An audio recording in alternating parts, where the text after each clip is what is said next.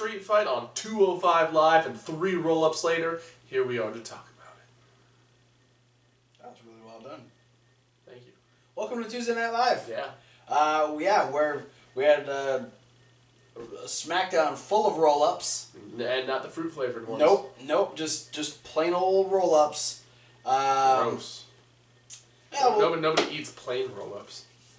Well, you get them on SmackDown. We opened SmackDown with Shane McMahon talking about Money in the Bank. And who's going to be in it for what? AJ Styles is going to be in it. Baron Corbin is going to be in it. Dolph Ziggler's going to be in it. Sami Zayn's going to be in it.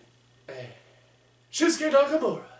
But not Kevin Owens, until Kevin Owens made a good reasoning as to why he should be in it, and then Kevin Owens is now in it. Yeah, because essentially Kevin Owens is like, well, Sami Zayn beat Baron Corbin on Sunday. Mm-hmm. That makes sense why he'd be in Money in the Bank. Yeah. And Shinsuke beat Dolph on Sunday, which then makes sense why he would be in Money in the Bank. Exactly.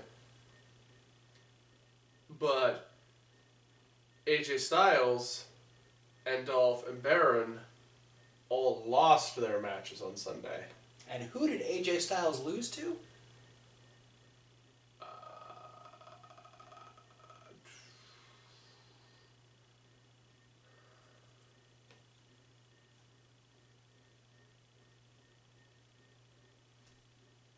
Kevin Owens. Jack Swagger. Oh, Kevin Owens. FKA Jack Swagger. No. Swaggy Kevin Jackson. Owens. So Kevin Owens makes himself a decent reason as to why he should be in it. And so now these 6 guys will do battle in the Money in the Bank ladder match to determine who will face the winner of the championship match, which it has now been announced that Randy Orton will invoke his rematch clause against Jinder Mahal at Money in the Bank. Right in Randy Orton's hometown of St. Louis, Missouri. Yeah. Also, because of the tensions being so high in this in-ring segment, Baron Corbin will have a rematch against Sami Zayn to try and make up for his fluke loss on Backlash. And Kevin Owens and Dolph Ziggler will have to team up to face Shinsuke Nakamura and AJ Styles. That's a hell of a team to try and... Yeah, Ziggler and Owens? Yeah. Fuck. Don't want to mess with those guys. AJ and Shinsuke. Amateurs. But our first match of the night was kind of a rematch of Backlash, where we had Carmella and Natalya taking on Becky Lynch and Charlotte. 2/3 of a rematch. Yes. We had Naomi in one corner, we had Tamina and James Ellsworth on the other, and I mean, it was good. Yeah. I appreciated on the SmackDown that we got more of the match in the corner while the commercials were going. That's always appreciated. If you didn't get that, we're sorry. Yeah, we're not sure who does it or when it happens or why. We see it sometimes. It's nice. It's nice to be like, oh cool, you're still getting your message across, but we can keep watching the rest of the match. It's appreciated. But Charlotte and Becky would pick up the win after Becky was trying to drop Carmella down into the disarmer, and James jumped up to try and grab her hand to stop Becky from being able to do it. Naomi ended up kicking James's hand off of Carmella, and she ended up being put in the disarmer and tapped out. Screamed the whole time. Yes.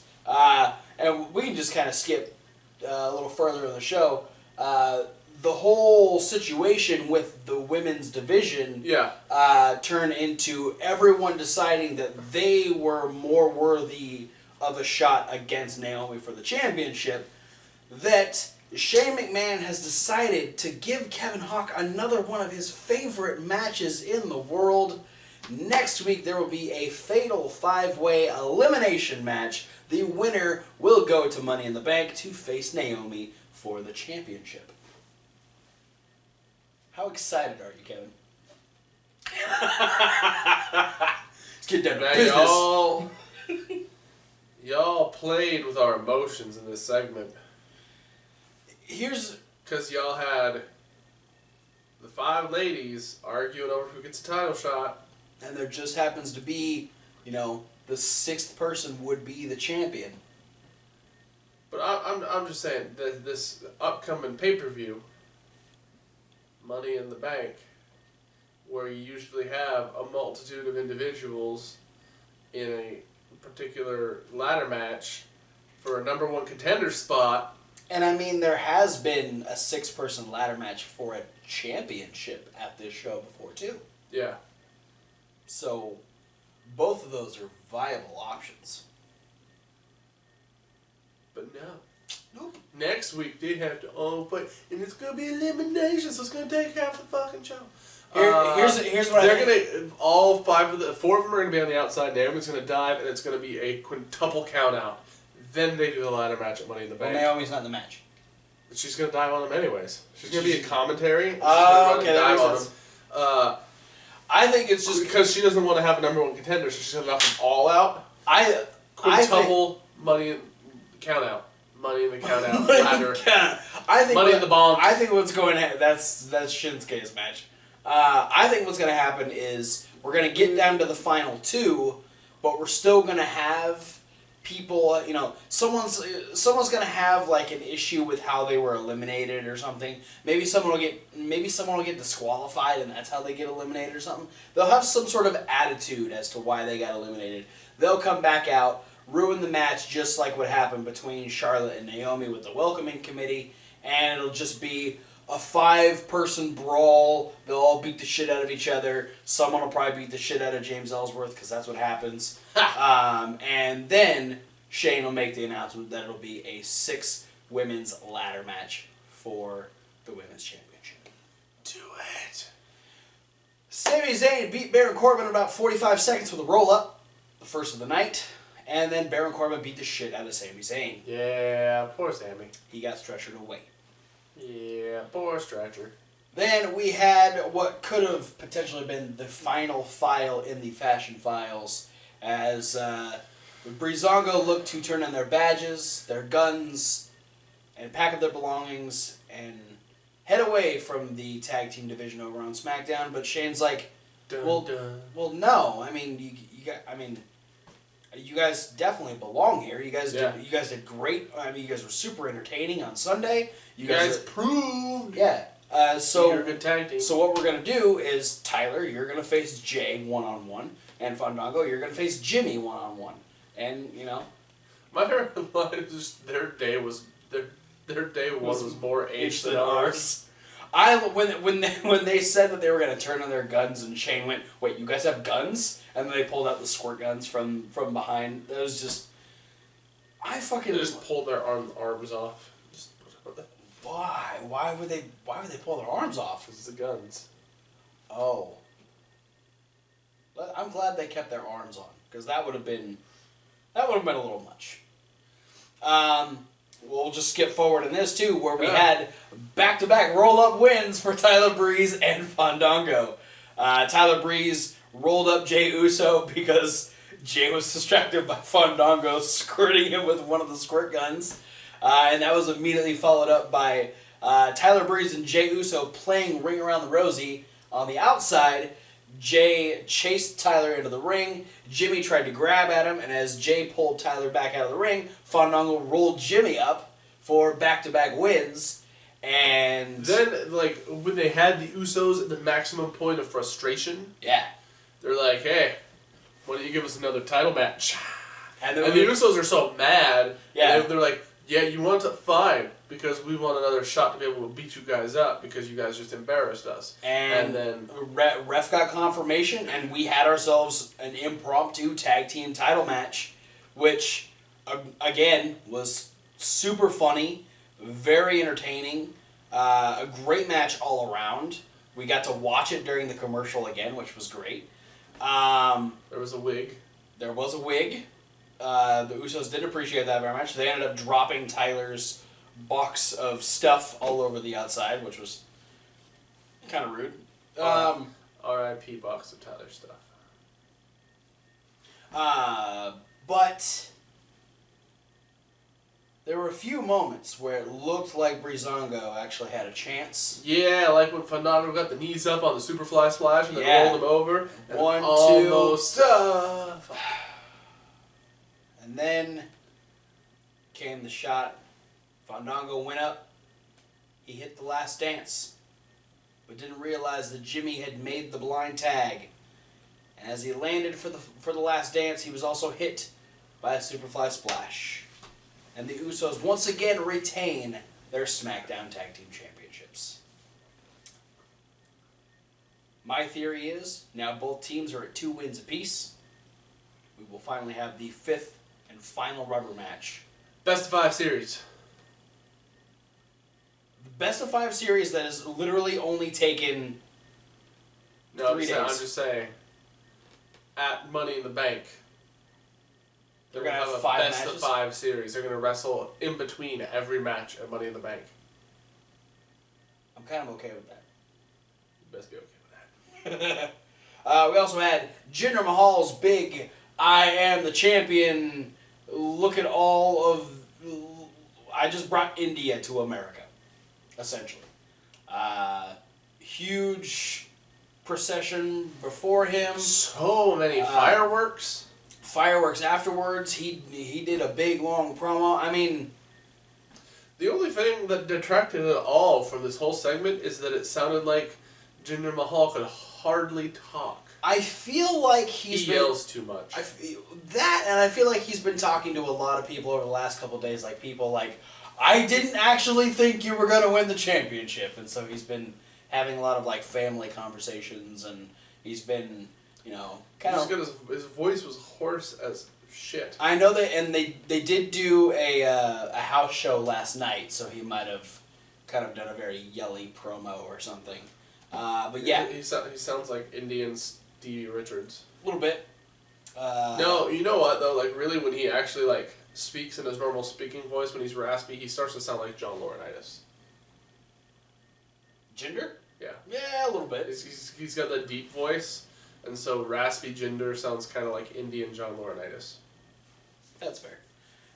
So yeah. Punjabi power. There wasn't anything crazy after this. It was literally just. Yeah, no, Randy Orton. It was just a mariachi guy. It was Jinder's moment. That's what it was.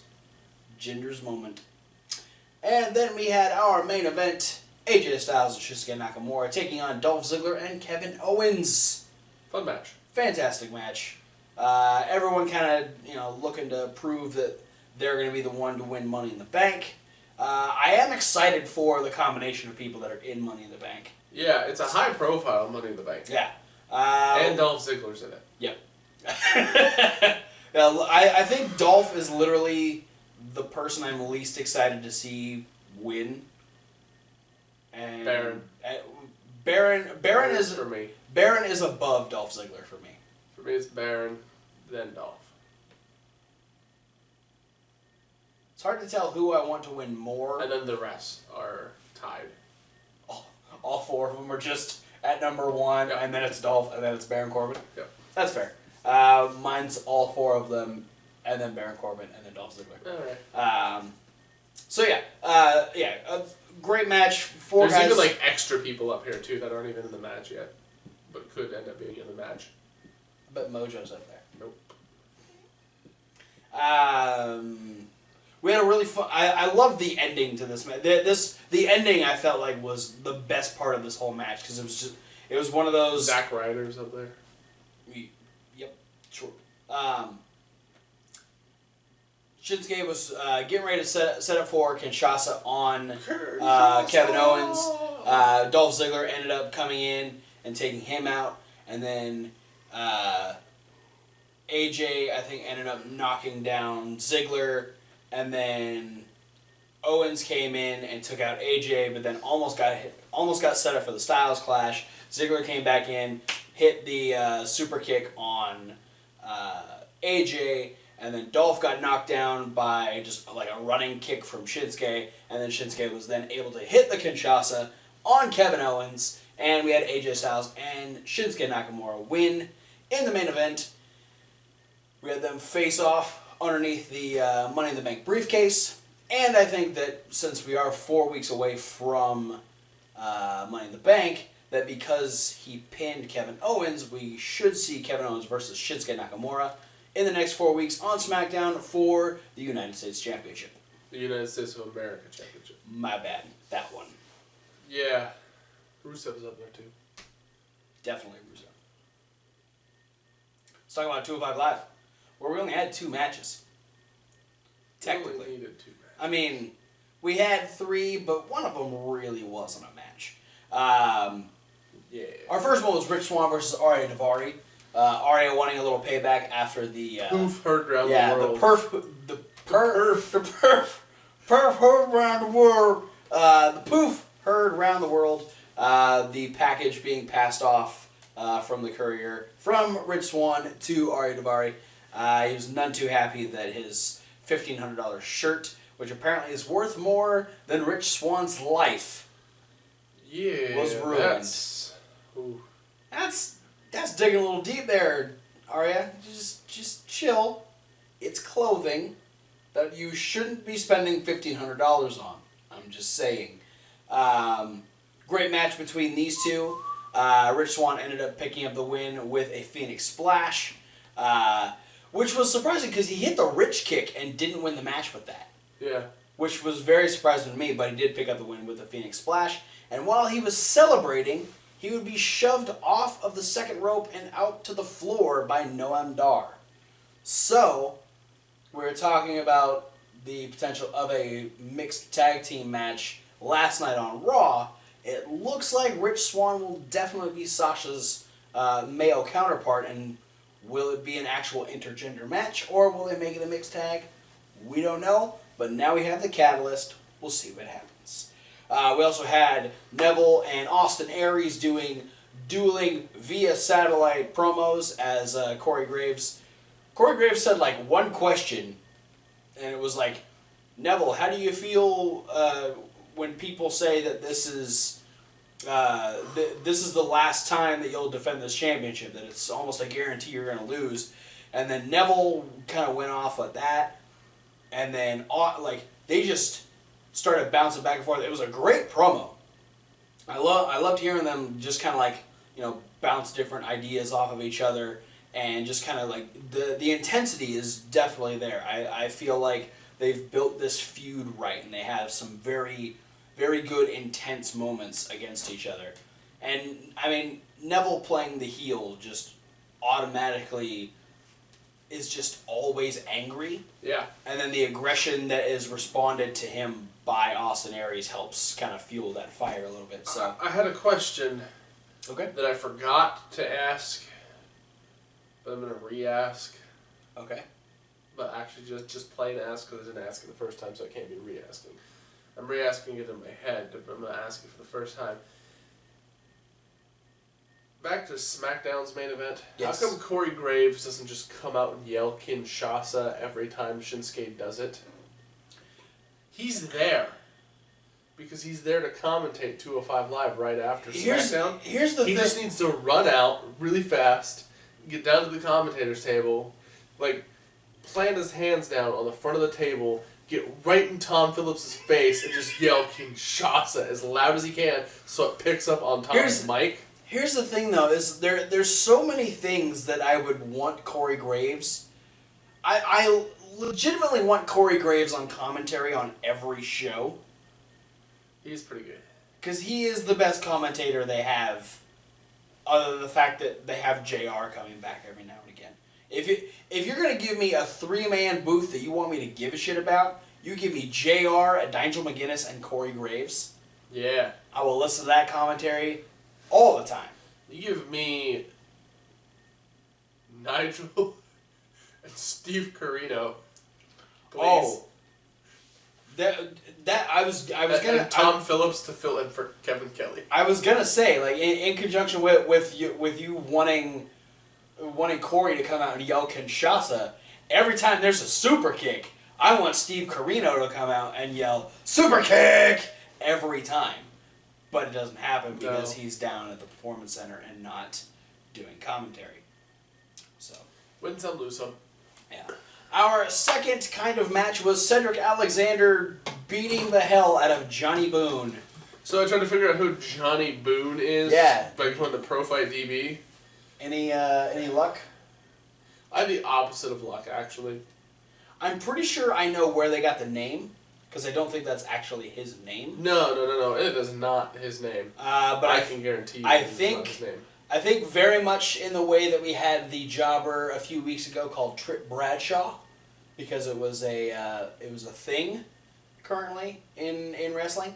Johnny Mundo's movie Boone the Bounty Hunter just recently came out, so I think that might have been the basis of Johnny Boone.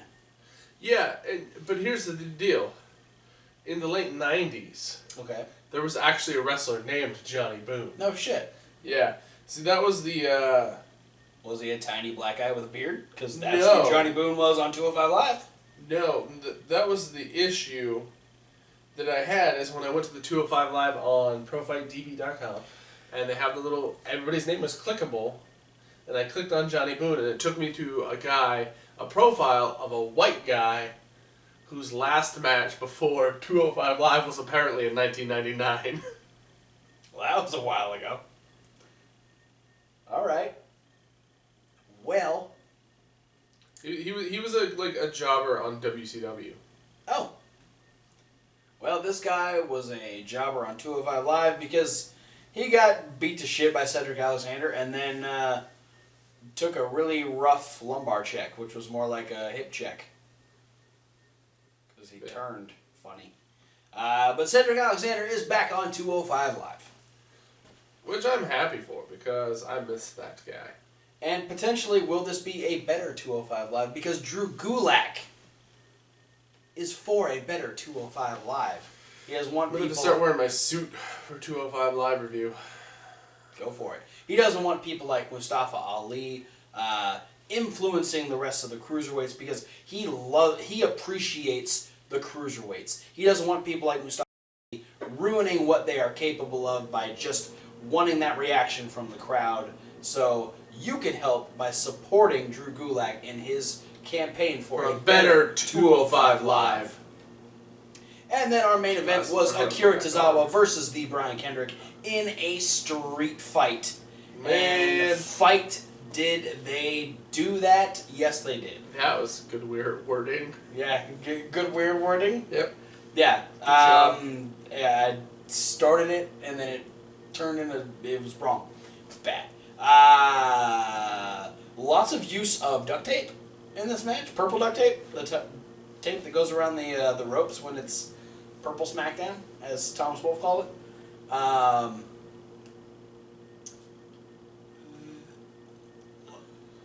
There was duct tape, there was the leather belt, and the table.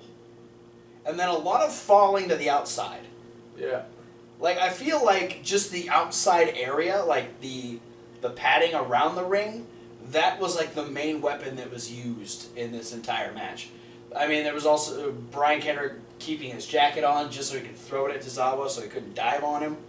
The announce table got used a little bit towards the beginning. Well, Brian Kendrick ended up pulling out this one table kind of early on in the match and set it up. And then there was a bunch more fighting. Muffle.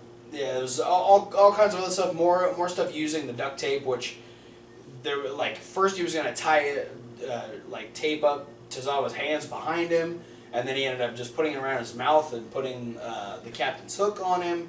Then he actually duct taped him to the LED board around the post and whipped him with the belt.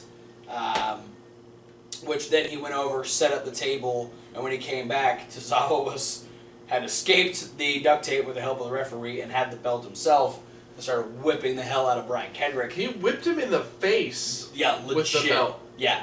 He belt slapped him in the face. He did. That's rude. That is not a place I want to be. Yeah, he did that, and then he beat him up a bunch. Yep. Then he DDT'd him on the ring steps, which was unique. Yeah. Usually when you see a move on the ring steps, they take the top half off, and they use the big wide base. Yeah, no, he just went for it. Yeah, he's like, fuck it. Fuck it. And that was the catalyst for the end because that drop on the stairs just knocked Brian Kendrick out. He could have hit him there. The rest was just he definitely could have. Insult to injury. But we saw Tozawa break this out for the first time last night. Was the top rope senton when he beat Ari Daivari. But This time he did it all the way to the floor through a table. Yeah, and Brian Kendrick. Who was on the table. Rolled him into the ring and then just plopped on top of him. Yeah. For the win. I mean, it doesn't get much more simple than that. It's just, there didn't need to be anything extra after that. You just drop all your body weight through a person, through a table. Yeah. You win a match. That's how you do it. And both of them looked like they were dead afterwards. Like, Kendrick looked like he was having trouble breathing. Probably was. Tozawa just looked like everything just was awful for a few minutes. It was just, I mean, they definitely went out of their way to put on a hell of a fight, and I appreciate that. More street fights, please. Will Drew Gulak appreciate that for a better 205 Live, though? You need to be on one side here. Don't even. Don't try and turn me against myself. I'm not. Don't try and turn me against myself. I want you to understand what you're going for here. You either need a better 205 Live, but does a better 205 Live include street fights? I'm just saying. Politics, man. They suck. Thanks for watching Tuesday Night Live. Don't forget to like, comment, subscribe, and decide what a better 205 Live is for you. Be sure to click all the links down in the description. Check out the podcast. That's a link. Check out Reasonable Wrestling Fans. It's Reasonable the W. Like wrestling, where he will soon be eating a nasty pizza. Maybe not nasty. Potentially, yeah. Depends on how lucky he gets. There's going to be some non-nasty ingredients but we'll see. And there will be more punishment videos popping up very, very soon. But for now, guys, thanks for watching. We'll see you at whatever video you decide to watch next. Hadouken. But seriously, what is a better 205 Live for you? I feel like you. The 205 Live with Juventud Guerrera. That's a problem. Or